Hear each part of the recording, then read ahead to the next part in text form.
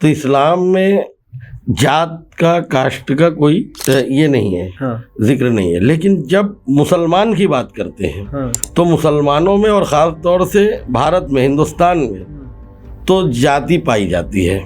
लेकिन आपको आज भी मैं महाराष्ट्र प्रदेश के कई देहातों में, देश के पूरे देश में देहातों में आपको मैं ले चल कर दिखा सकता हूँ, जहाँ पर खान, पठान, सैयद साहब का कब्रिस्तान आपको अलग मिलेगा। भाई तुम ओबीसी वालों को, बैकवर्ड समाज को आरक्षण देने के लिए 67 का प्रूफ मांग रहे हो उनके बाप दादा का।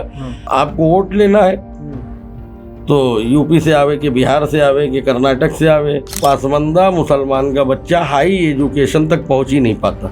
2024 में जो 10 MLA चुनकर आए हैं उसमें पासमंदा समाज का कौन सा आया? पिछले 78 सालों में वक्फ की प्रॉपर्टी से पूरे महाराष्ट्र प्रदेश के अंदर गरीब मुसलमानों के लिए, पासमंदा मुसलमानों के लिए कोई एक कॉलोनी वक्फ की ज़मीन पर वक्फ बोर्ड ने बनाकर गरीब मुसलमानों को दिया हो, कोई महाराष्ट्र के अंदर एक बड़ा कॉलेज बनाया हो, कोई अस्पताल बनाया हो, जरा आप मुझे 1-2 का नाम बताइए।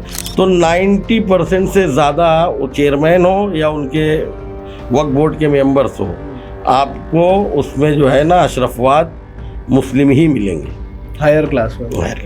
तो इसकी वजह यही है कि पासमंदा मुसलमानों में लीडरशिप उभरने नहीं देते। अगर कोई पासमंदा लीडर निकल कर ऊपर आता है तो उसको दबाने के लिए ऑपरेस करने का ट्राई करते हैं, हाँ, परेशान करने का काम चालू कर देते हैं। मिश्रा कमीशन बैठा, मंडल आयोग बैठा, सच्चर कमेटी ने रिपोर्ट दिया कि आज जो है पासमंदा मुसलमानों की हालत देश में दलित से भी बदतर है। रिपोर्ट आकर भी 20 साल हो गए। पासमंदा समाज का अंसारी, मंसूरी, पिंजारी अपनी जो है ना उसका लीडर जब आगे आता है तो कहीं ना कहीं उसका कबीला, उसकी कौम उसके पीछे आगे खड़ी हो जाती है। तो इसमें जो है ना सबसे बड़ी अड़चन जो हम लोगों को आती है, ये जो है अशराफ मुसलमान लीडर्स जो हैं वो कहीं ना कहीं हम लोगों को जो है ना एकत्रित नहीं होने देते हैं। उसमें ये लोगों को कहीं ना कहीं अड़चन। जाति जनगणना होगी तो पता चलेगा कि इस जात के इतने लोग हैं, तो हुकूमतों को भी उनके कम्युनिटी के लोगों को जो है ना राजनीति दल भी इज्जत देगा, हुकूमत भी बुलाएगी और उनकी बात को रखेगी। आज मैं आपके सामने जो बैठा हूँ, मैं समानता की बात करने आया हूँ, एक करने की बात, इक्वालिटी की बात, हाँ, बराबरी की बात करने आया हूँ। मैं तो फूट का तो कोई सवाल ही नहीं पैदा होता। Hello everyone, life in Bhiwandi की पॉडकास्ट सीरीज़ में आप सभी का फिर से एक बार वेलकम है। आज हम वापस आ गए हमारे एक नए गेस्ट के साथ। आज के जो हमारे गेस्ट है वो मंसूरी पिंजारी नद्दाफ पसमंदा मुस्लिम समाज के महाराष्ट्र प्रदेश अध्यक्ष आरिफ अली मंसूरी साहब है। इनके बारे में मैं बताऊँ तो पिछले 4 सालों से ये एक्टिव है। इन्होंने पिछले इन 4 सालों में महाराष्ट्र प्रदेश के कई ज़िलों में, कई तालुकों में अपना काम किया है। वहाँ जाकर लोगों की समस्याओं को समझाए, जो पसमंदा मुस्लिम हैं और साथ ही साथ मंसूरी पिंजारी मुस्लिम हैं, सभी को अवेयरनेस फैलाने का और उनको सोसाइटी में इंक्लूड करने का काम किया है। हेलो सर, कैसे हैं आप? एकदम ठीक हो। बहुत आपका स्वागत है हमारे इस पॉडकास्ट सीरीज़ पे। आपको कैसा लग रहा है यहाँ पे हमारे इस सेटअप में बैठकर? माशाल्लाह बहुत अच्छा है। और भिवंडी में आपके चैनल का काफ़ी अच्छा परफॉर्मेंस है और काफ़ी अच्छा चल रहा है। बहुत शुक्रिया सर। चलिए सर, ये पॉडकास्ट स्टार्ट करते हैं। जिस बारे में हम बात कर रहे हैं, मंसूरी पिंजारी और पसमंदा मुस्लिम समाज, तो एक आम भाषा में ज़रा हमें बताइए कि ये पसमंदा मुस्लिम होते कौन है? देखिए, पसमंदा ये जो लफ्ज़ है ये फ़ारसी लफ्ज़ है। फ़ारसी लफ्ज़, हाँ। पस का मतलब पीछे और मंदा का मतलब छूटा हुआ। अच्छा। तो पसमंदा यानी पीछे छूटा हुआ मुस्लिम समाज। मंसूरी पिंजारी नदाफ समाज जो है ये महाराष्ट्र प्रदेश में मुस्लिम कम्युनिटी में, मुस्लिम समाज में सबसे बड़ी आबादी वाला समाज है। नहीं, ये समाज जो है मंसूरी पिंजारी नदाफ समाज, ये महाराष्ट्र के सभी 36 जिलों में, अच्छा, सभी 358 तालुकों में, 356 तालुकों में हर जगह देखने, हर जगह आपको मिलेगा। हमारा मंसूरी पिंजारी नदाफ समाज जो है ये गादी बनाने का काम करता है, तकिया रजाई। अभी आजकल ठंडी का वक्त है, तो इस समय जो है देश के अंदर, पूरे देश में सबसे बड़ा अहम रोल जो होता है वो मंसूरी पिंजारी नदाफ समाज का आता है। साथ में पसमंदा समाज, पसमंदा समाज में मतलब पूरे पसमंदा जितने लोग पीछे छूटे हुए यानी मंसूरी पिंजारी नदाफ, उसके साथ में अंसारी, मोमिन, मनियार, अत्तार, वो जो हम सुनते हैं अदर बैकवर्ड, हाँ अदर बैकवर्ड क्लास, जो मागास वर्गी यानी महाराष्ट्र में मागास वर्गी कहते हैं, अदर बैकवर्ड क्लास, ओबीसी कह लो। तो इसमें मुस्लिम कम्युनिटी की जो ये है महाराष्ट्र प्रदेश में लगभग मुस्लिम आबादी का 80% हिस्सा जो है वो पसमंदा है। पसमंदा है जी। इसमें कई जाति आती है, कई बिरादरी के लोग आते हैं। तो सर ये कास्ट का कॉन्सेप्ट जो होता है वो तो हमने हमेशा से सुना है कि इस्लाम में है नहीं है, इसके ऊपर आप क्या बोलेंगे? क्या ये कास्ट का कॉन्सेप्ट इस्लाम में था? क्या दीनी ताल्लुक से इसका कुछ रेलेवेंस है आपके पास? देखिए, इस्लाम की अगर बात करेंगे तो इस्लाम में जात का, कास्ट का कोई जिक्र नहीं है, ये नहीं है, जिक्र नहीं है। लेकिन जब मुसलमान की बात करते हैं तो मुसलमानों में और ख़ास तौर से भारत में, हिंदुस्तान में तो जाति पाई जाती है। जिस तरह अदर मजहब में, सनातन धर्म में, हिंदू धर्म में आपको जातियां मिलती है, ब्राह्मण, ठाकुर, कुंभी, यादव, उसी तरीके से हिंदुस्तान में अगर आप देखेंगे तो मुसलमान समाज में भी 3 किस्म के मुसलमान पाए जाते हैं। एक अशराफ, जिसमें से एक सैयद, खान, पठान, मिर्ज़ा, मुग़ल, ये बिरादरी के लोग आते हैं। उसके बाद अरजाल और अजलाफ। हाँ, तो अजलाफ में आपको मंसूरी, पिंजारी, नदाफ, तांबोली, मतलब अजलाफ में सब बैकवर्ड अजलाफ और अरजाल, ये सब में बैकवर्ड पासमंदा आते हैं। तो ये 3 हिस्सा, जैसे इसमें हमारे सनातन धर्म में है कि ब्राह्मण, क्षत्रिय, वैश्य, वैसे ही इसमें भी हमारे इस मुसलमानों में भी भारत में अगर आप देखेंगे तो अशराफ, अरजाल, अजलाफ, ये 3 किस्म के इनको गिना जाता है, 3 हिस्से में बांटा गया है। तो इसमें जो है, जो अशराफ मुसलमान हैं ये लगभग मुख्तसर है, यानी कि पूरे मुस्लिम, अगर भारत देश की हम बात करते हैं तो 10 से 15%। अच्छा। हाँ, अशराफ मुस्लिम पॉपुलेशन की सिर्फ 10 से 15%, और 80 से 85% जो है वो अरजाल और अजलाफ मुसलमान मिलेंगे आपको। इसमें जो है मैंने अभी उंगली पर जातियां गिना दिया अशराफ मुसलमानों की, और जब अरजाल और अजलाफ की आप बात करेंगे तो 200 से ज़्यादा जातियां आएंगी। 200 से ज़्यादा जी। रंगरेज, राइन, बागवान, कसाई, कुरैशी, बकर कसाब, तांबोली, मनियार, अत्तार, जुल्हा, मोमिन, अंसारी, दुदेकुला, नूर पाशा, यानी अलग अलग तरीके से, बहना, धुनिया। तो इस तरीके से जो है आपको 200 से ज़्यादा, शाह, आपको हाशमी, यानी मैं आपको जैसा गिन के नहीं 200-250 जातियों का नाम बता सकता। तो इतनी जातियां जो है इनको जो है अरजाल और अजलाफ में गिना जाता है। ग्राउंड लेवल पे जब अगर बात करेंगे हम, तो पसमंदा मुस्लिम जो होते हैं तो उनको क्या क्या प्रॉब्लम को सामना करना पड़ता है, कि डिस्क्रिमिनेशन हम जिसे बोलते हैं वो क्या देखने ये सबसे पहला जो सामना है, आप बोल रहे हो मुश्किलात, तो मुश्किलात सबसे जो अहम है वो तो बरोबरी का दर्जा नहीं मिलता। भाई आप इस चीज़ को केयर करिए कि कहीं पर भी आज जो है हिंदुस्तान के अंदर, भारत के अंदर आपको पासमंदा के नाम पर जितनी भी जातियां हैं, अशराफ मुसलमान में जितनी भी जातियां हैं, इनमें रोटी बेटी का व्यवहार आपको देखने को नहीं मिलेगा। ये क्या है रोटी बेटी का व्यवहार? मतलब रिश्तेदारियां। हाँ।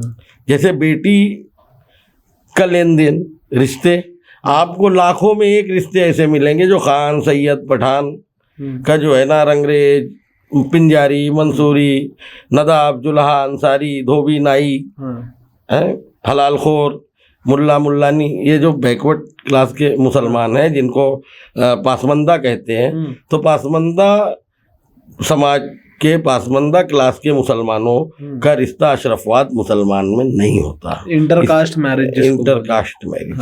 तो ये कहीं ना कहीं पर जो है ना ये समझ में आता है। आप सल्लल्लाहु अलैहि वसल्लम के अगर आप परिवार की बात करेंगे, मोहम्मद साहब से बड़ा अशराफ, मोहम्मद साहब से बड़ा पूरे दुनिया में जब से इस्लाम आया और जब तक दुनिया रहेगी, शायद मुझे नहीं लगता कि उनसे, मुसलमानों के लिए उनसे बड़ा दुनिया में कोई शख्स, उनसे अशरफ कोई नहीं आएगा।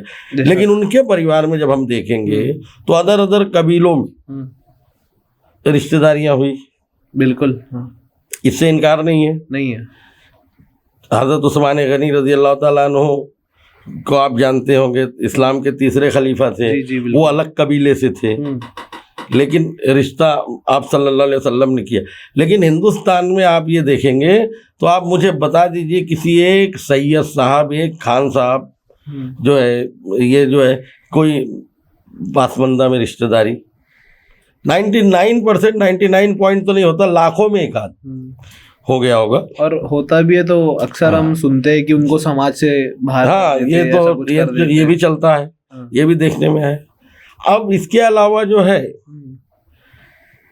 हम लोगों को जिस तरह एक एहसास कमतरी का शिकार बना दिया गया।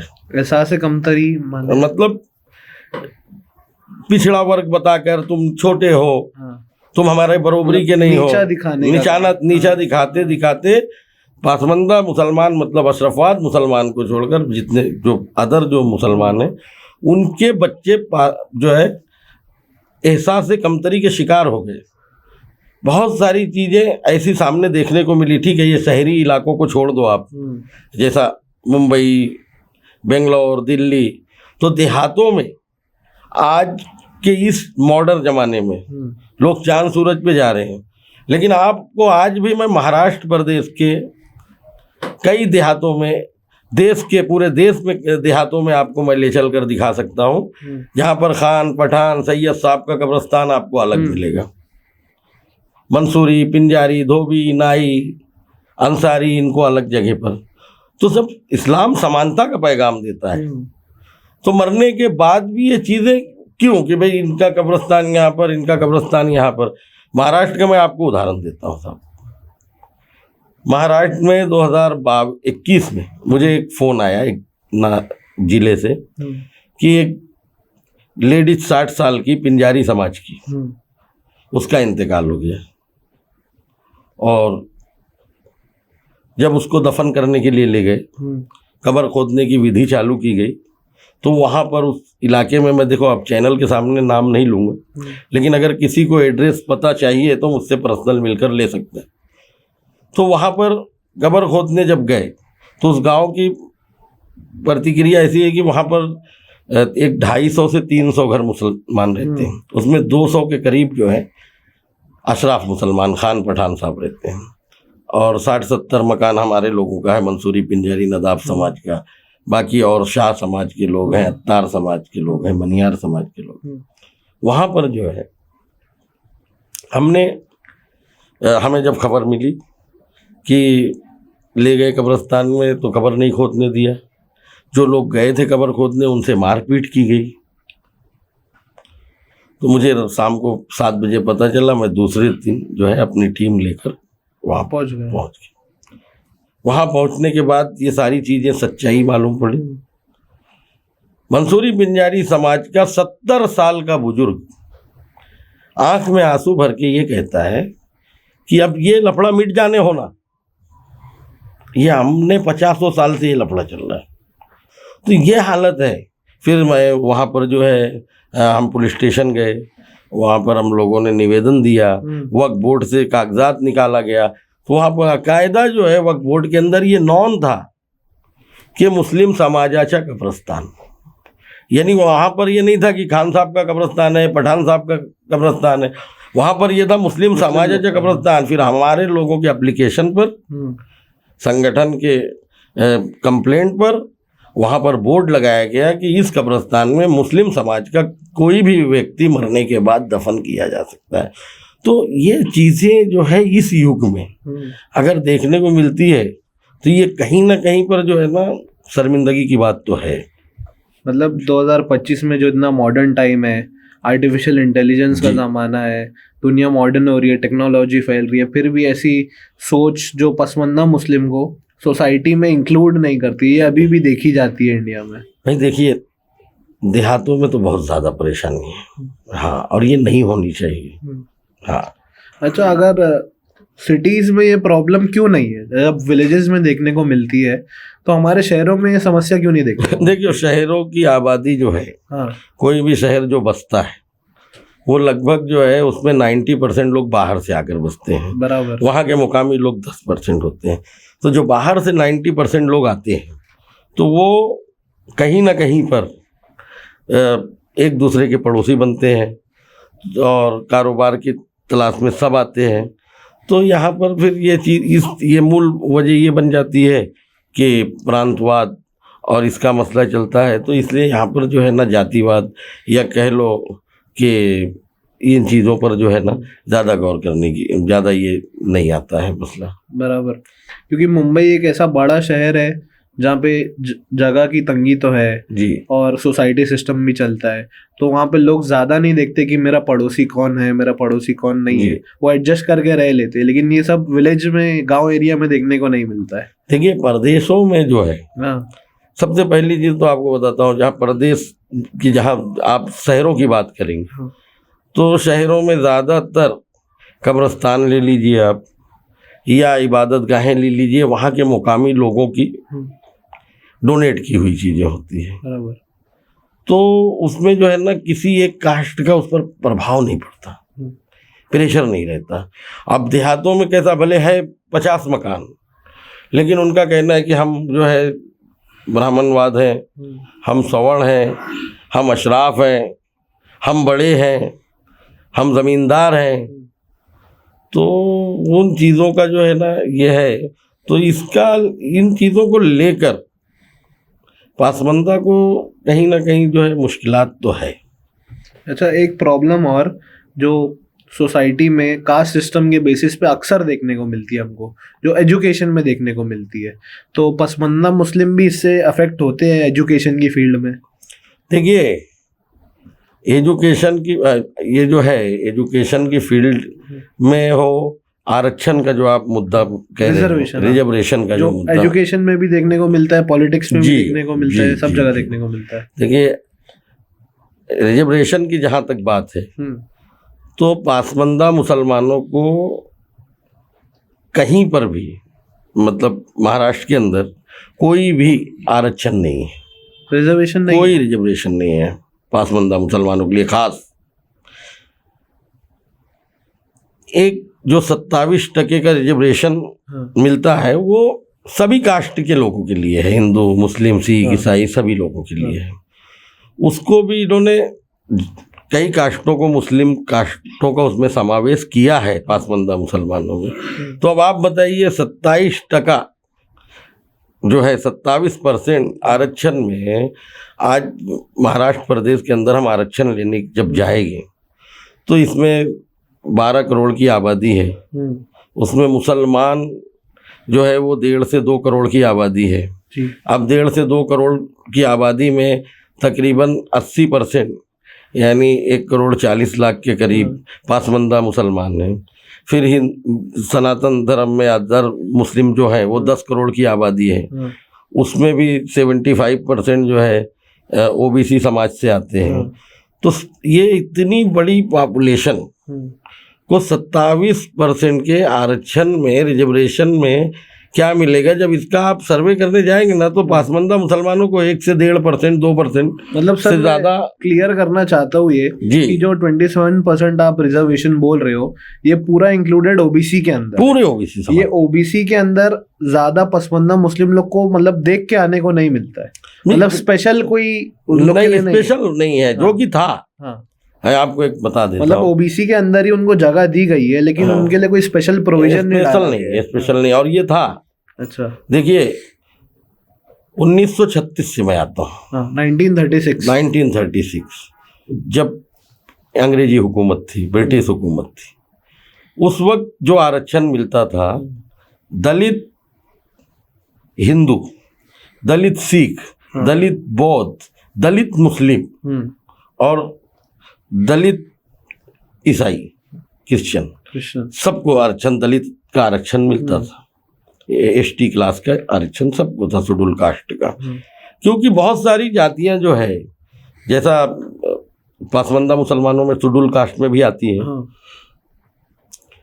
लेकिन जब देश आज़ाद हुआ और 1950 के आसपास, 1950 में 10 अगस्त का दिन था, भारतीय संसद भवन में एक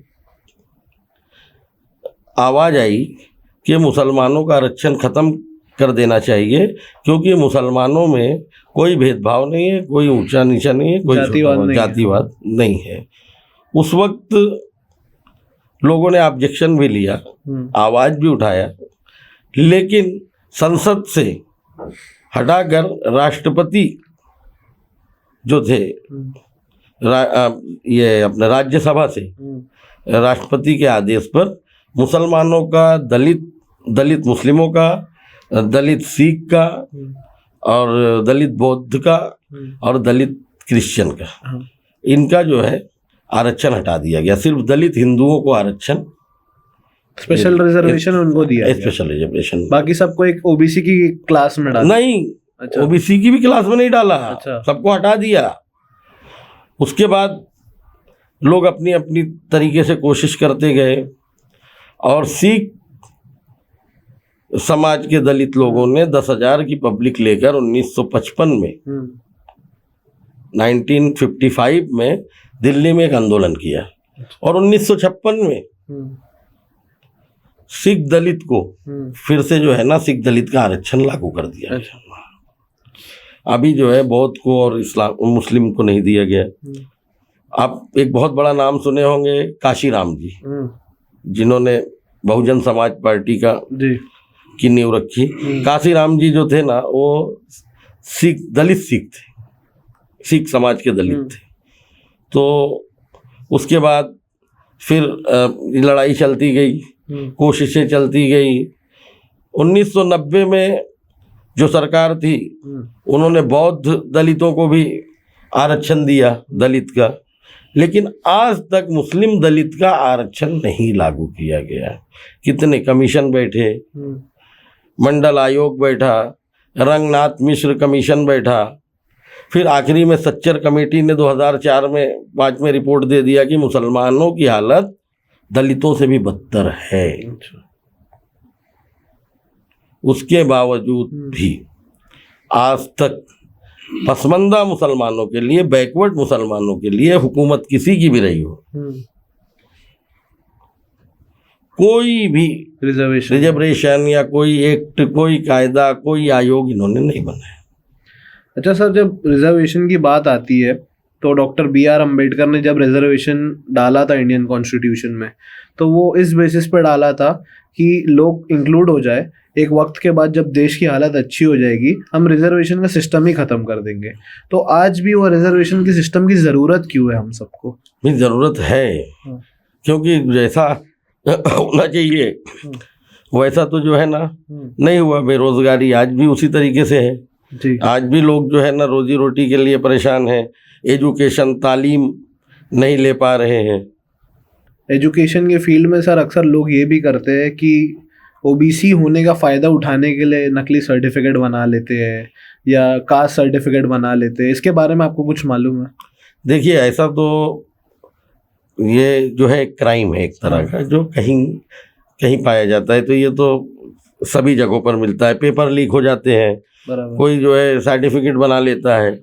लेकिन सबसे बड़ी बात ये है कि मैं आपको ये भी बता दूं कि ओबीसी आरक्षण जो है बैकवर्ड मागास वर्गीय लोगों का, उनको जो बैकवर्ड समाज के लोग हैं जो इसके दायरे में आते हैं उनको भी नहीं मिल पाता। मतलब इनकी वजह से ही जो असली वाले रहते हैं उनका नहीं, ऐसा भी नहीं है। देखिए, अभी एक उदाहरण आपको देता हूँ। अभी ये जो आरक्षण है, ये आरक्षण सेंट्रल गवर्नमेंट की तरफ से पास किया गया, ठीक है। अब लेकिन इसमें पाबंदी स्टेट वाइड लगा दी गई है।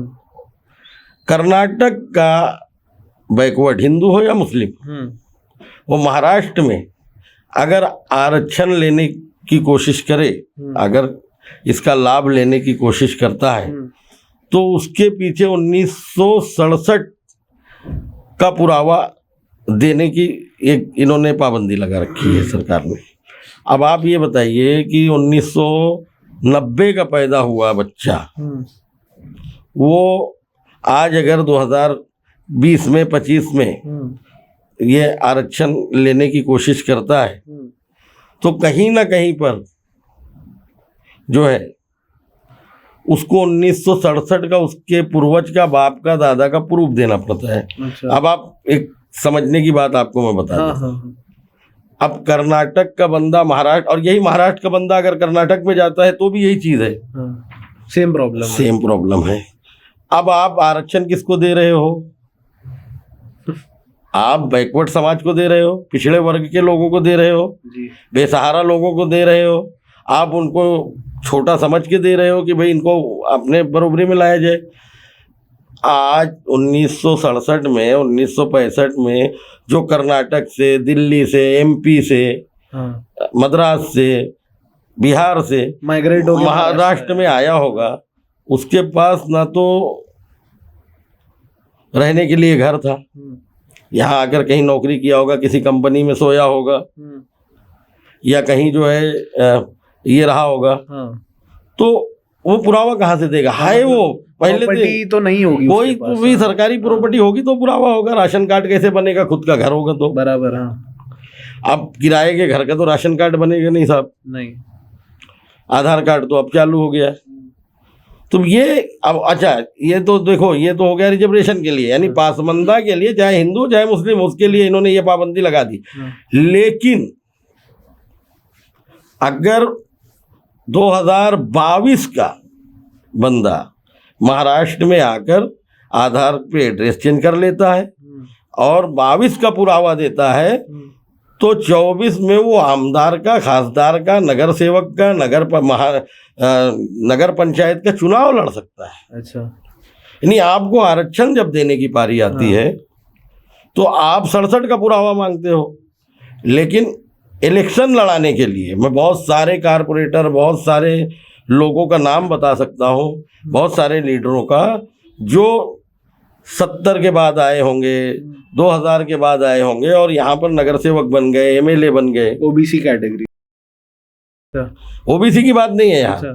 भाई तुम ओबीसी वालों को, बैकवर्ड समाज को आरक्षण देने के लिए 67 का प्रूफ मांग रहे हो उनके बाप दादा का, लेकिन उनको जो है ना वोट इलेक्शन में खड़े होने के लिए उनको बिहार से भी आकर यहाँ वो आदमी चुनाव लड़ सकता है, कर्नाटक से भी आके लड़ सकता है। और दूसरी बात सबसे बड़ी, अगर वो आपको वोट लेना है तो यूपी से आवे कि बिहार से आवे कि कर्नाटक से आवे, उसने यहाँ पर एड्रेस चेंज कर लिया, वोटर लिस्ट में नाम डाल लिया, वो आमदार, खासदार, नगर सेवक को चुनाव भी दे सकता है। तो ये पाबंदी जो है, ये पाबंदी ओबीसी समाज के लिए क्यों है, पासमंदा समाज के लिए क्यों है? अखंड भारत में जब हम रहते हैं तो भारत के किसी भी जगह का पैदा हुआ उसका बाप दादा हो, अगर वो बच्चा जो है जिस स्टेट में भी पैदा हुआ है, अगर उसका वहाँ का जन्म प्रमाण पत्र है तो उसको आरक्षण दे देना चाहिए। ये एक जो है ना बड़ा मसला है, तो वो भी मिलने में परेशानी। और मुसलमान, खास पासमंदा मुसलमानों की आप बात कर रहे हैं तो खास पासमंदा मुसलमानों को कोई आरक्षण नहीं है। 2014 में कांग्रेस एनसीपी की जब हुकूमत थी तो 5% का इन्होंने विशेष पूरे मुसलमानों को आरक्षण दिया था। लेकिन अफसोस की बात है कि मेरे ख्याल से 2021 में जब अभी बीजेपी की और शिंदे साहब की हुकूमत बैठी थी तो वो भी 5% का रिजर्वेशन रद्द कर दिया गया। अच्छा, वो रद्द कर दिया गया। अच्छा सर, आपने अभी एग्जाम्पल दिया था, एक कहानी सुनाई थी जो आपने 2021 में देखी थी, वो कब्रिस्तान वाली। वैसे ही और कोई एग्जाम्पल है आपके पास हमको बताने के लिए, ऐसी कोई और स्टोरी जिसमें देखने को मिले कि कितने तकलीफ में पसमंदा के मुसलमान समाज वाले? देखिए, पसमंदा की आपको कहानी देखना है तो आप सबसे पहली चीज आप एक सर्वे कर लें। अच्छा। शैक्षणिक विभाग में चले जाएं आप, शिक्षा की गलियारों में, तालीम के उसमें, आपको पासमंदा मुसलमान का बच्चा हाई एजुकेशन तक पहुंच ही नहीं पाता। आप आर्थिक स्थिति की बात करें तो आपको जितने भी आपको नौकरी पेशा, टायर बनाने वाले, पंचर बनाने वाले, होटलों में काम करने वाले या रोड पे हाथ गाड़ी लगाने वाले, यानी बेरोजगारी कह लो, इनके पास कोई रोजगार नहीं है तो ये कर रहे हैं। तो आपको यही सबसे बड़ी परेशानी है साहब। समाज में समानता नहीं मिल रही है, शिक्षा नहीं ले पा रहे हैं, रोजी रोटी से जो है परेशान है। मौका नहीं मिलेगा तो आदमी पेट भरने के लिए कुछ ना कुछ तो करेगा, कुछ ना कुछ करेगा।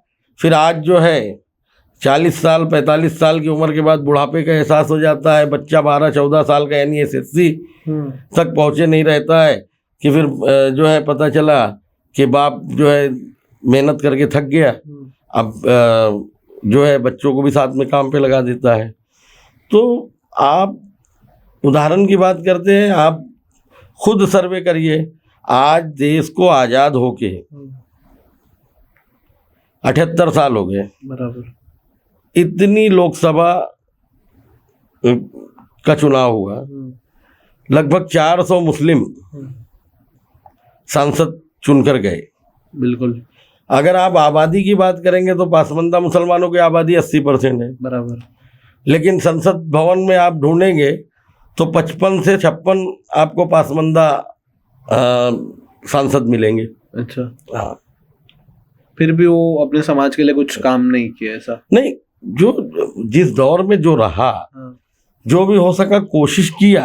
अब आप बताइए ना, 80% लोगों, अभी आज महाराष्ट्र की आप बात कर लो, 1.5 करोड़ की मुस्लिम पॉपुलेशन ये बता रही है सरकार हमारी कि 1.5 करोड़ के मुस्लिम है। उसमें से अगर 80% पकड़ेंगे तो हम 1 करोड़ 30 लाख 1 करोड़ 40 लाख पासमानदा मुस्लिम हैं।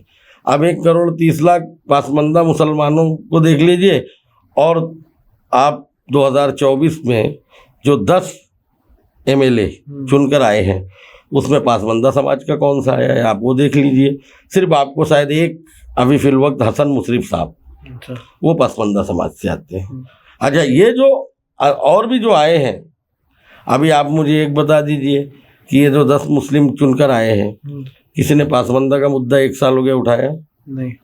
पिछले जो है 13 लोग थे, उसमें 2 लोग पासमानदा थे, फारूक शाह साहब थे धोलिया से, हसन मुशर्रफ साहब थे, उसमें भी किसी ने पासमानदा का मुद्दा नहीं उठाया। जब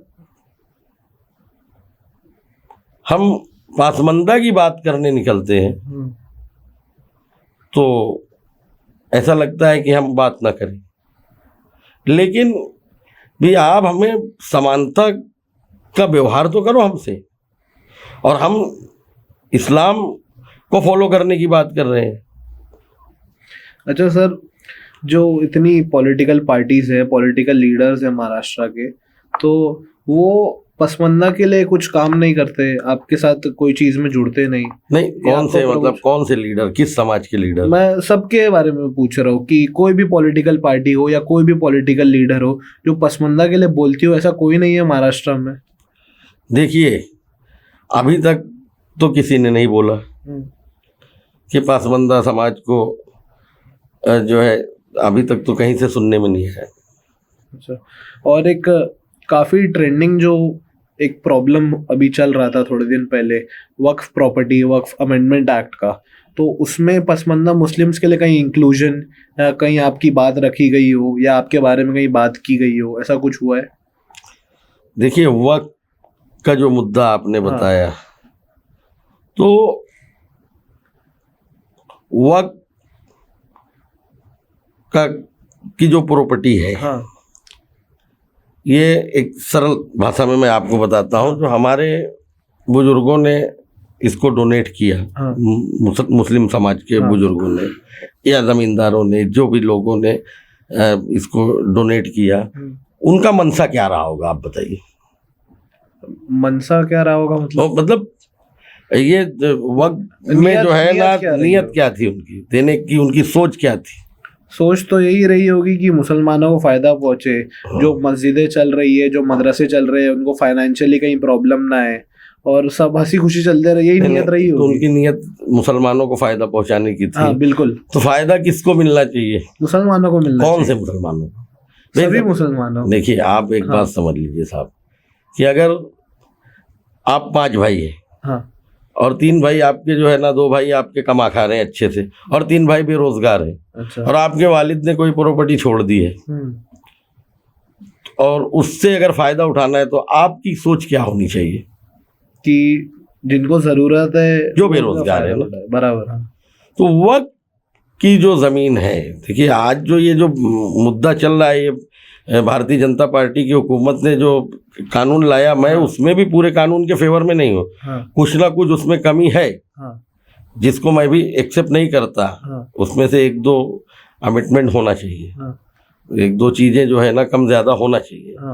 लेकिन पिछले 78 सालों में वक्त की प्रॉपर्टी से पूरे महाराष्ट्र प्रदेश के अंदर, मैं बहुत जिम्मेदारी से कहता हूँ कि आप बताइए कि गरीब मुसलमानों के लिए, पासबंदा मुसलमानों के लिए कोई एक कॉलोनी 1000-2000 मकान वक्फ की ज़मीन पर वक्फ बोर्ड ने बनाकर गरीब मुसलमानों को दिया हो?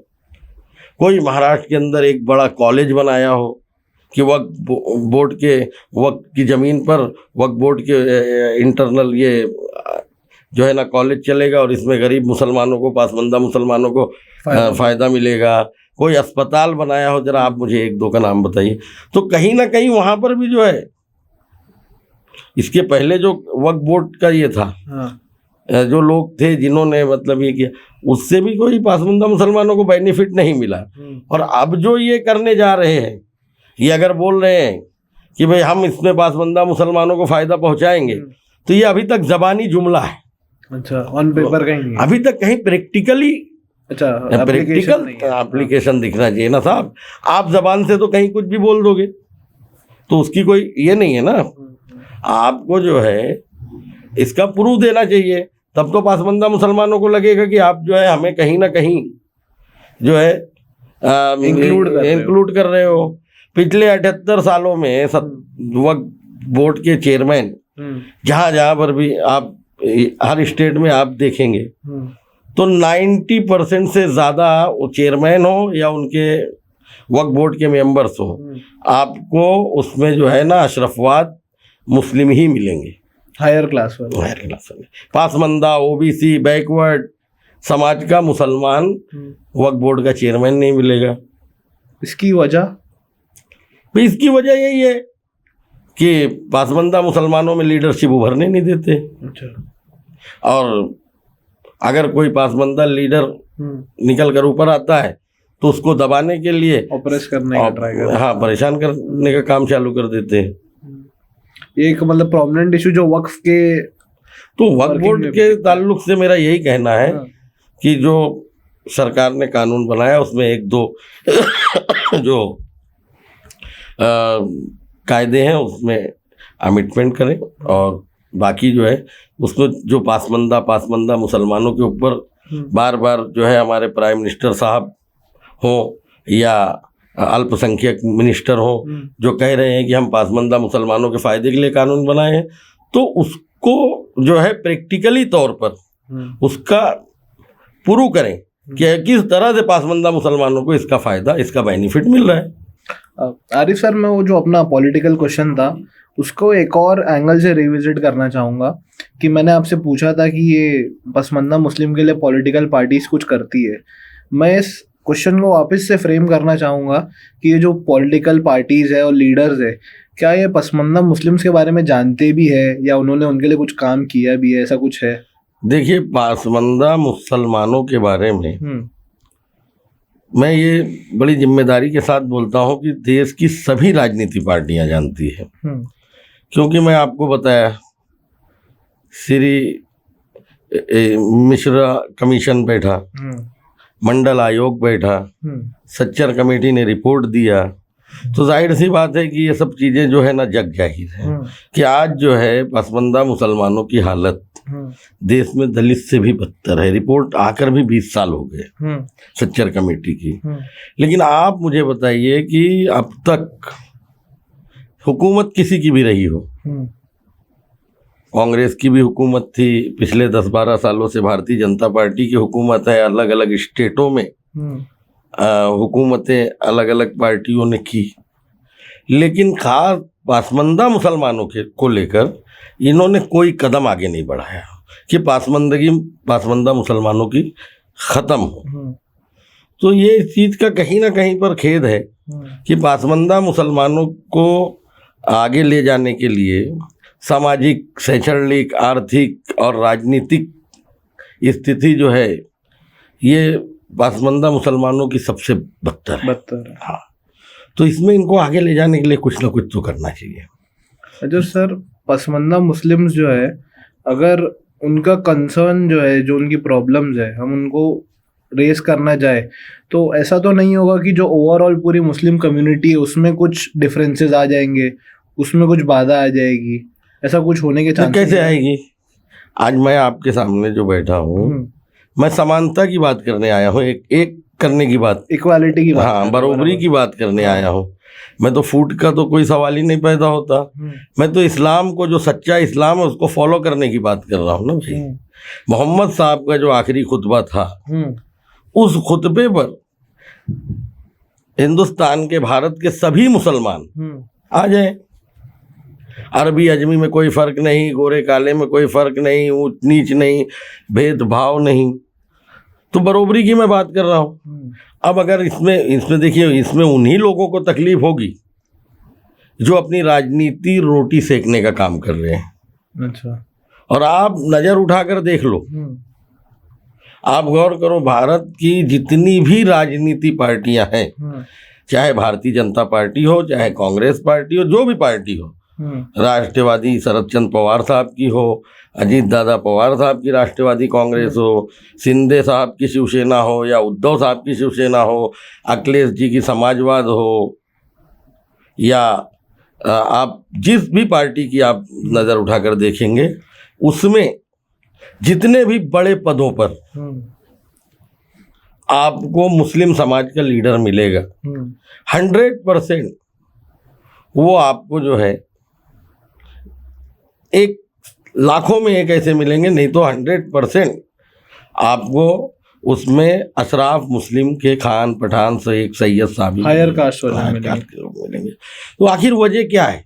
सवाल ये है कि आप जो है, भाई देखिए, आपके समाज को जो तकलीफ है वो वहाँ तक पहुँचाएगा कौन? आप जब चुनाव आता है तो सभी मुसलमानों की बात करते हो। आप फूट की बात किए तो मैं आपको बता देता हूँ, पूरे देश के अंदर अगर राष्ट्रीय और स्टेट वाइज लीडरों की, मुस्लिम समाज के नेताओं की लिस्ट अगर आप निकालेंगे तो 25 से 30 लोग निकलेंगे। आप केयर करिए। और ये 25 से 30 लोग जब चुनाव आता है तो अपनी अपनी पार्टियों के लिए, जिस पार्टी में रहते हैं, अपनी अपनी पार्टियों के लिए मुसलमानों एक हो जाओ का नारा लगा देते हैं। बराबर। और ये 20 से 25 लोग पूरे देश के अंदर एक होने से रहे। ये 20 से 25 लोग एक जगह पर नहीं बैठ सकते। अरे भाई, तुम नेतृत्व कर रहे हो, तुम अगर मुस्लिम समाज की नेतृत्व की बात कर रहे हो, अभी बिहार में आपने देखा, इमरान प्रतापगढ़ी साहब आए कांग्रेस के मंच पर, उन्होंने कहा कि मुसलमानों एक हो जाओ। अब एसी साहब गए मुस्लिम की आदत खड़े करने कि मुसलमानों एक हो जाओ। शाहनवाज साहब उतरे भारतीय जनता पार्टी के लिए कि मेरी कौम मेरे साथ आ जाए, एक हो जाए। भाई, ये 5 नाम, मैं आपको 4-5 लोगों का नाम ये बताया। इसी तरह अगर आप पूरे देश की बात करेंगे तो 20 से 25 लीडर, गुलाम नबी आज़ाद साहब हैं, अबू आसिम आज़मी साहब हैं, इस तरह से अगर आप नाम निकालेंगे, आजम खान साहब हैं, तो आपको 20 से 25 लीडर्स आपको जो है नहीं मिलेंगे, उससे ज़्यादा लीडर्स नहीं मिलेंगे। जो यूनिटी की बात है। हाँ, जो यूनिटी की, और हर लीडर अपनी पार्टी के लिए मुसलमानों को एक देखना चाहता है, लेकिन खुद ये एक प्लेटफॉर्म पर आकर एक होने की बात नहीं करता। आपने कहीं नहीं देखा होगा कि पहले हम एक हो जाएं, फिर हम अपनी आवाम को बुला लेंगे। तो फूट होने का कोई सवाल ही नहीं पैदा होता। आप हमें जो है ना बराबरी का हक दीजिए। आज पसमानदा पीछे छूटा हुआ है, पसमानदा बेरोजगार है, अपने बच्चों को तालीम नहीं दे पा रहा है, आप सल्लल्लाहु अलैहि वसल्लम ने ज़कात का कानून बनाया। आपको मैं बताऊं थोड़े से में कि आप सल्लल्लाहु अलैहि वसल्लम ने जो ज़कात का कानून बनाया था किसके लिए बनाया था? जो मुसलमानों को ज़रूरत है उनकी, पिछड़े, यतीम, बेवा, मिस्कीन, यानी पसमानदा, पीछे जो रह गए, उन मुसलमानों के लिए बनाया। बराबर। जब आप सल्लल्लाहु अलैहि वसल्लम ने ज़कात का कायदा लगाया उस वक्त आप मदीने में थे और किताबें इस बात की शहादत देती है, आप हदीस शरीफ में है कि 15 साल के बाद ज़कात का ऐलान होने के जो अमीर मुसलमान है अपने कमाई का कुछ % हिस्सा गरीब पासमंदा मुसलमानों को, बेवा, यतीम, मिस्कीन मुसलमानों को देगा। तो उसके कायदा बनने के बाद और लोगों ने ईमानदारी से उस कानून को फॉलो किया तो 15 साल या 17 साल के बाद पूरे मदीने में ज़कात लेने वाला कोई भी एक मुसलमान नहीं था। अब आप बताइए कि 15 साल में, 17 साल में कोई एक बंदा ज़कात लेने वाला नहीं था मदीने में। आज अगर 1450-1500 बरस हो गए और 1500 साल के बाद भी हिंदुस्तान में मुसलमान भीख मांग रहा है। आपको मैं बता दूं कि अगर आपके शहर में या किसी भी शहर में आप चले जाइए तो 10 भीख मांगने वालों में आपको 8 मुस्लिम समाज का मिलेगा। तो इसका मिसयूज कर कौन रहा है? आज हमारे बड़े बड़े जो इदारे हैं इनकी भी जिम्मेदारी बनती है। हाँ, मतलब जो मुस्लिम तंजीमें हैं, मैं नाम नहीं ले रहा हूँ कि विकल जो है, लेकिन उलमा हजरात की भी ये जवाबदारी है कि ये उलमा हजरात भी इस पर काम करें। हाँ, सिर्फ पॉलिटिकल पार्टीज नहीं, काफी सारी मुस्लिम ऑर्गेनाइजेशन भी है जो इसके ऊपर काम कर सकती है। हाँ, नहीं कर रहे, मुझे नहीं दिख रहा है। भाई पासमंदा मुसलमानों की पासमंदगी को ख़त्म करने के लिए आज आप देखते होंगे कि बहुत सारे काम, बाढ़ आ गया तो हज़ारों घर जो है ना मुस्लिम तंजीमें बनाकर दे रही है, लेकिन लाखों बेरोजगार बेघर जो मुसलमान महाराष्ट्र के अंदर, देश के अंदर हैं, उनके लिए मुस्लिम तंजीमों ने भी कहीं पे आगे बढ़कर जो है ना हिस्सा नहीं लिया। तो मैं उनसे भी जो है आर्जी करूँगा कि आप भी आगे आइए। अशराफ मुसलमानों से भी आर्जी करूँगा, सैयद साहब, खान साहब, पठान साहब से भी मैं रिक्वेस्ट करूँगा कि आप आगे आइए और अपने छूटे हुए पीछे जो छूट गए पासमंदा मुसलमानों को हाथ पकड़कर आप आगे लाइए और सामाजिक स्थिति में, शैक्षणिक विभाग में और जो है राजनीतिक गलियारों में जगह दीजिए, अपने बाजू में खड़े करिए, अपने बाजू में बैठालिए। नहीं तो आगे जो है नताइज कुछ अलग देखने को भी मिल सकते हैं।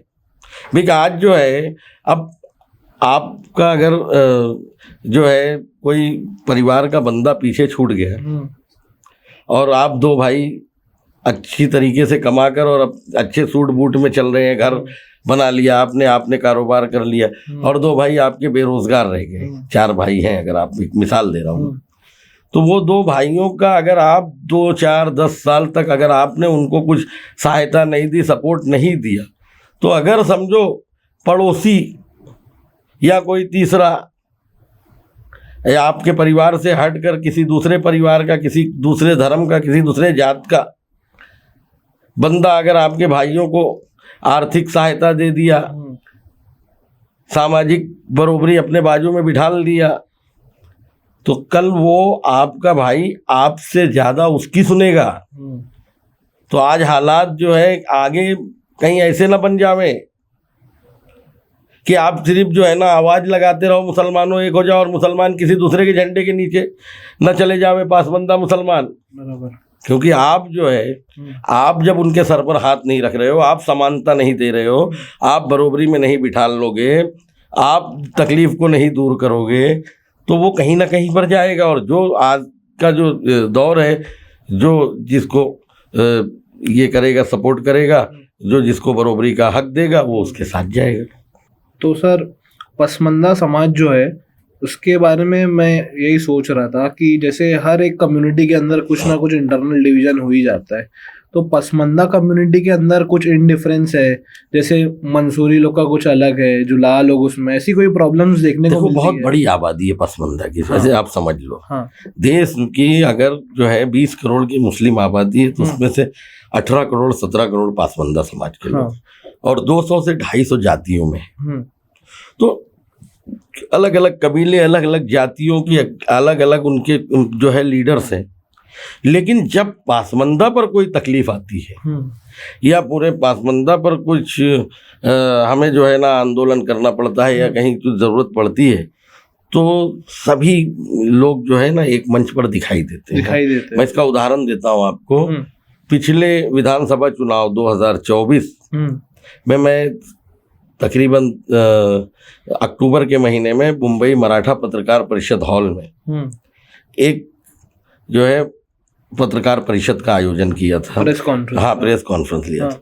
उसमें मैंने पूरे महाराष्ट्र से लोगों को दावत दिया और लगभग महाराष्ट्र प्रदेश में पासमंदा समाज में ओबीसी समाज के 45 से 50 जातियों के लीडर हाँ, जो अलग अलग जिलों से 28-30 जिलों से, यानी अमरावती, चंद्रपुर, नागपुर, धुलिया, नंदुरबार, नांदेड़, परभनी, बीड़, लातूर, कोल्हापुर, सांगली, सातारा, वहाँ से चलकर मुंबई आए अपने खर्चे से कि पासमंदा की प्रेस कॉन्फ्रेंस है, कोई बात रख रहा है। और वहाँ पर हम लोगों ने जो है ना बहुत सारी मीडिया के सामने अपनी बात को रखा। तो ये चीज़ है कि अगर जहाँ ज़रूरत पड़ती है, आज की जो नई नस्ल है वो शर्मिंदगी उठाते उठाते जो है ना, उनको भी लगता है कि कोई तो भी अपना होना चाहिए, हमें भी कोई पहचान होनी चाहिए, हमारी भी कोई जो है ना यूनिटी होनी चाहिए। तो बहुत सारे लोग जो है ना वो जुड़ जाते हैं और पासमंदा समाज ठीक है अपने अपने अलग अलग कबीलों में जो है अपना काम करते हैं, लेकिन जहाँ पासमंदा की बात आती है एक हो जाते हैं। अच्छा सर, आपने जो ये मूवमेंट इनिशिएट किया है अपने तौर पे कि मैं चाहता हूँ कि पसमंदा मुस्लिम्स को अवेयरनेस मिले कि उनका क्या हक है क्या नहीं है, उनको सोसाइटी में इंक्लूड करने को मिले, तो इसको समझ लो एक मूवमेंट हम बोल सकते हैं जो आपने इनिशिएट किया है। तो ये मूवमेंट में जी सबसे बड़ी प्रॉब्लम आपको क्या देखने को मिलती है, जो प्रॉब्लम आप फेस करते हैं? जैसे सभी प्रॉब्लम्स के बारे में हमने बात तो की, लेकिन स्पेशली ये मूवमेंट में क्या क्या प्रॉब्लम्स हो सकती है जो है? देखिए, प्रॉब्लम तो अब भी अपनी लगभग जो है ना सभी प्रॉब्लम्स सामने मैंने आपके रख दिया। थोड़ी सी अड़चन जो है मैंने वही बताया कि जो लोगों को अपनी राजनीति चलाने में और इस मोमेंट से, हमारे मोमेंट से तकलीफ आती है, क्योंकि देखिए आज खान साहब, पठान साहब, सैयद साहब, शेख साहब जो भी बड़ी राजनीति पार्टियों में हैं, उनके पीछे उनका कबीला, उनकी कौम नहीं जाती, क्योंकि आपको राष्ट्रवादी में भी खान साहब मिलेंगे, कांग्रेस में भी मिलेंगे, भारतीय जनता पार्टी में भी मिलेंगे, लेकिन पासमंदा समाज का अंसारी, मंसूरी, पिंजारी अपनी जो है ना उसका लीडर जब आगे आता है तो कहीं ना कहीं उसका कबीला, उसकी कौम उसके पीछे आगे खड़ी हो जाती है। तो इसमें जो है ना सबसे बड़ी अड़चन जो हम लोगों को आती है, ये जो है अशराफ मुसलमान लीडर्स जो हैं वो कहीं ना कहीं हम लोगों को जो है ना एकत्रित नहीं होने देते हैं, उसमें ये लोगों को कहीं ना कहीं अड़चन पैदा करते हैं लोग। और कोई प्रॉब्लम सर? नहीं, बाकी तो ठीक है। अभी सामाजिक स्थिति, शैक्षणिक स्थिति हम लोगों की ख़राब है, तो ये आप समझ लीजिए कि उस पर काम करना है। सरकार की योजनाएं जो है वो पासमंदा तक नहीं पहुंच पाती, क्योंकि शिक्षित नहीं है हमारे लोग, वंचित हैं तालीम से। तो उसके लिए जो है उन तक पहुंचाने के लिए हम लोगों को गांव-गांव जाना पड़ता है। उसके लिए आर्थिक परेशानी तो है ही है, क्योंकि बहुत पासमंदा मुसलमानों में तो कोई फंडिंग वगैरह नहीं हो पाती। बहरहाल जिस सूरत में भी है, लेकिन हमारे लोग जो है अपनी मेहनत मजदूरी करके भी अपनी ऑर्गेनाइजेशन को, अपनी जमात को, बिरादरी को आगे लाने के लिए बेचारे जो है न खर्च करते हैं, और यूनिटी जो है कई ज़िलों में देखने को मिलती है। बिल्कुल सर। तो ये मूवमेंट का, पसमंदा समाज के लिए जो आप मूवमेंट चला रहे हो, इसमें आपकी मांगे क्या हो सकती है? देखिए, सबसे पहली मांग जो है जाति जनगणना होनी चाहिए, जिसका ऐलान अभी मौजूदा हुकूमत ने किया। कास्ट, हाँ, क्योंकि बिहार में इन्होंने किया। वहाँ पता चल गया कि 1952 के बाद आज तक मुसलमानों में जाति जनगणना नहीं हुई। भारतीय मुस्लिम, अब इसमें भी एक अड़चन आती है आरक्षण लेने के लिए हम लोगों को। भाई आप इसके पहले जब भी लिखा, स्कूलों में भी लिखा गया भारतीय मुस्लिम, तो अब आप आज जो है गवर्नमेंट मांग रही है कि तुम जो है 1965 के पहले का आप मंसूरी होने का प्रूफ दो। अब जब हम नाम लिखाने गए तो स्कूल में हमारे दादा का नाम भारतीय मुस्लिम लिख दिया गया। तो जाति जनगणना होना चाहिए, और हर किसी को की जात जो है, धर्म इस्लाम और जात जो है वो अपनी जात, जैसा पिंजारी है, मंसूरी है, ये तो इससे जो है पता चलेगा कि किस बिरादरी की, किस जात की कितनी आबादी है। अब जैसे सनातन धर्म में, हिंदू धर्म में आप देखने जाएंगे तो इसमें जो है आपको कुंबी, यादव, मराठा समाज, आपका पाटिल समाज, आहिर समाज, यानी लोहार समाज, सब अलग अलग जाति में उनकी जनगणना हो जाती है, कम्युनिटी ग्रुप्स रहते हैं। हाँ, लेकिन मुस्लिम आप लिख देते हैं कि भारतीय मुस्लिम, तो जाति जनगणना होनी चाहिए। जब पता चलेगा तो जाति जनगणना होगी तो पता चलेगा कि इस जात के इतने लोग हैं, तो हुकूमतों को भी उनके कम्युनिटी के लोगों को जो है ना, राजनीति दल भी इज्जत देगा, हुकूमत भी बुलाएगी और उनकी बात को रखेगी, और आइडेंटिफिकेशन भी इजी हो जाएगा। उसके साथ साथ में हमारी जो दूसरी मांग है वो ये है कि हमारे लोगों को जो है, आप पासमंदा का एक आयोग बनना चाहिए, ख़ास तौर से पासमंदा समाज के लिए। अगर आयोग बनता है तो उस आयोग के अंदर आप सिर्फ पासमंदा समाज के लोगों को रखिए। किसी भी इसमें किसी भी पार्टी की हुकूमत हो, आप अपने पार्टी के पासमंदा के नेता को रखिए, लेकिन जब पासमंदा लीडर जो है वो हुकूमत से अटैच होगा तो जाकर पासमंदा की बात, पासमंदा की तकलीफ को वहाँ तक पहुँचाएगा। उसके साथ साथ पासमंदा समाज के लोगों के लिए इनको आर्थिक सहायता हुकूमत को देना चाहिए कि जो लोग के पास रोजगार नहीं है उन्हें बिन ब्याज कर्ज देना चाहिए।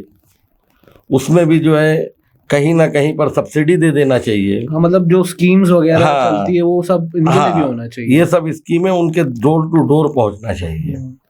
तो ये जो है खास जो हमें जो है ना आर्थिक सहायता पासमंदा समाज के लोगों को मिले, शैक्षणिक सहायता मिले, आयोग उनका होना चाहिए, पासमंदा आयोग बनना चाहिए, और इसके आधार पर जो है ना पासमंदा तक राजनीति पार्टियों ने जो है पासमंदा समाज के लोगों को अपने पार्टियों में अलग अलग जगहों पर पद देना चाहिए, राष्ट्रीय लेवल पर, राजकीय लेवल पर आप पद देना चाहिए। तो सर एक सवाल मेरे मन में आया कि आपने बताया कि प्रॉब्लम्स कहाँ आपको आती है, कहीं से आपको अभी तक सपोर्ट देखने को मिला है? कोई पॉलिटिकल लीडर हो या कोई भी ऐसा रिस्पेक्टेबल मेंबर हो जिसने ये कम्युनिटी को, आपके समाज को रिस्पेक्ट दी हो या सपोर्ट किया हो कहीं ना कहीं? देखिए, जुमलों का सपोर्ट तो मिला है, हाँ, जुमलेबाजी तो होती है, हाँ, लेकिन प्रैक्टिकली अगर मैं बोलूं तो कोई सपोर्ट किसी भी राजकीय दल का नहीं मिला। मतलब जरूरी नहीं फाइनेंशियल हो या नहीं, कुछ नहीं, कोई भी राजकीय दल का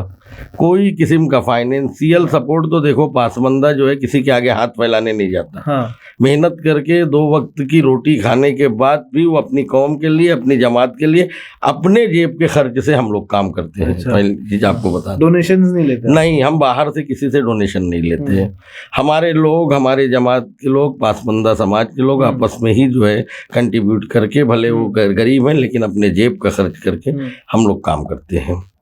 तो अब तक जुमलों का जो है ना ये मिला कि हम आपको इस तरह का सपोर्ट करेंगे, हम ये कर सकते हैं, लेकिन अभी तक किसी भी महाराष्ट्र प्रदेश की राजकीय पार्टियों ने कोई भी सपोर्ट नहीं, प्रैक्टिकल सपोर्ट नहीं दिखाया। प्रैक्टिकल सपोर्ट नहीं। अच्छा सर, आप बता रहे थे कि आप खुद के ही खर्चों से करते हैं, जैसे आप प्रेसिडेंट हैं ये समाज के, तो ऑन ग्राउंड अब क्या क्या तरीके से लोगों को मदद करते हैं, एक शॉर्ट में जरा वो भी बताइए ना। देखिए हमारे यहाँ जो है व्यक्तिगत जो है अपने जेब से हम जैसे पूरे महाराष्ट्र में फिरते हैं तो हम हमारे जेब का खर्च करके, हमारी गाड़ी, हमारा ड्राइवर, हम अपने खर्च से निकलते हैं पूरे महाराष्ट्र की इस कोने से उस कोने। मैंने आज तक जो है लगभग 25 से 26 जिलों का दौरा किया महाराष्ट्र में, 250 से ज़्यादा 250 तालुकों से ज़्यादा तालुकों का दौरा किया मैंने।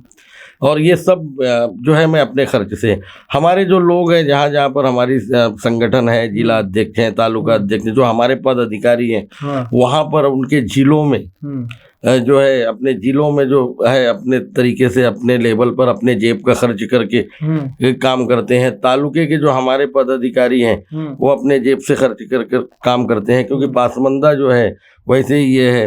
हम हमारे यहाँ जो है ना शादियों का सम्मेलन होता है, जैसा एक मंच पर जो है 10-10, 11-11 शादियाँ पासमंदा समाज की, मंसूरी पिंजारी नदाब समाज के लोगों की एक मंच पर मुख्तसर खर्चे में, ताकि खर्च भी कम हो और अमीर गरीब का सब एक साथ हो जाए, शर्मिंदगी ना हो। तो समानता को लेकर एक मंच पर साल में जो है 2-4 जिलों में हमारे अलग अलग जगहों पर, इस साल इस जिले में ये करते हैं। शिक्षा के ऊपर हम लोग का जोर ज़्यादा है, तालीम को लेकर।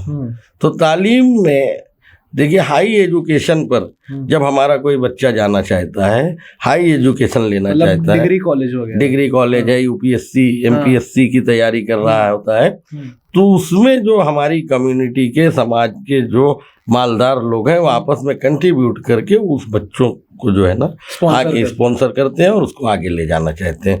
सबसे मेन जो है हमारा ये है कि शिक्षा, तालीम, क्योंकि पासमंदा की पासमंदगी की सबसे मूल वजह है कि पासमंदा समाज तालीम में सबसे पीछे रहे।